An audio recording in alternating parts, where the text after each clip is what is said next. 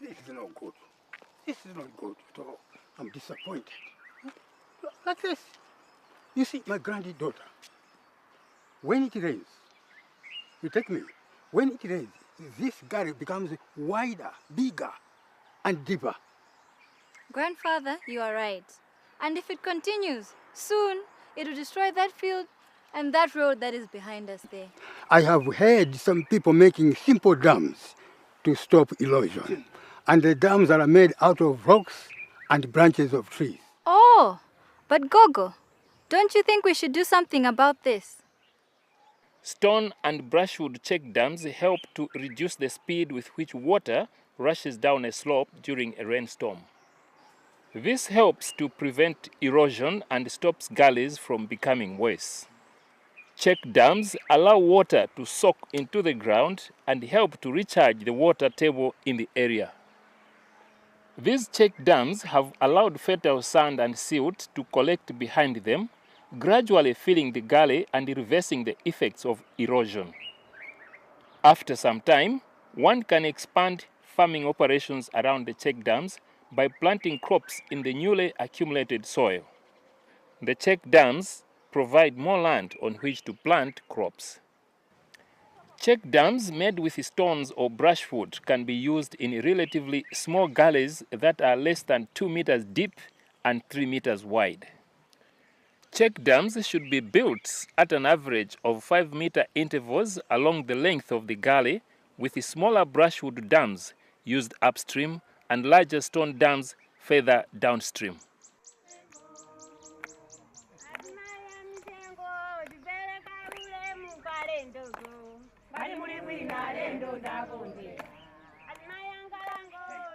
Dig a trench all the way across the width of the gully.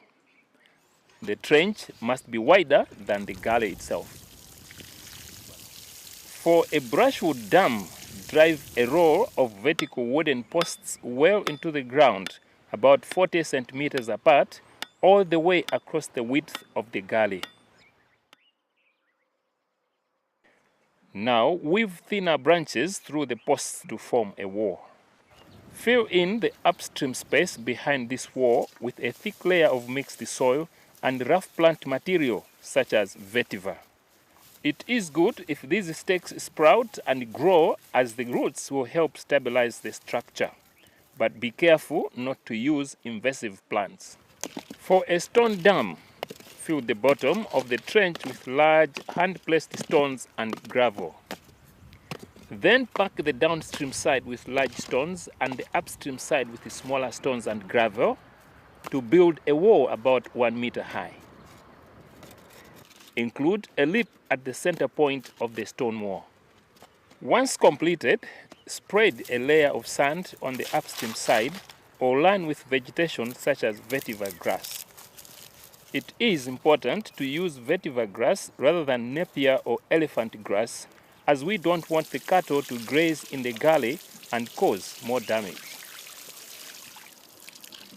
Place a 2-meter wide apron of larger stones on the floor of the gully on the downstream side, particularly in places where the flow of water is strong, as this will prevent further erosion. Once built, water should be able to pass easily over the top of the dam and slowly soak through the wall.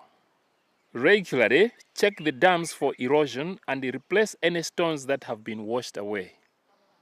When the area behind the check dam wall has filled with sediment, the stone wall can be raised again and repeated to eventually reclaim the gully. Where there are deep gullies, it is a good idea to adjust the slope of the gully banks to a 1-in-3 slope and plant vegetation barriers on these banks. This is good. That's what we wanted. Now that we have built the check dams, the gullies will now slowly be filled up with new soil on which we can now plant our crops. We also don't have to worry about erosion and gully problems that destroy our fields.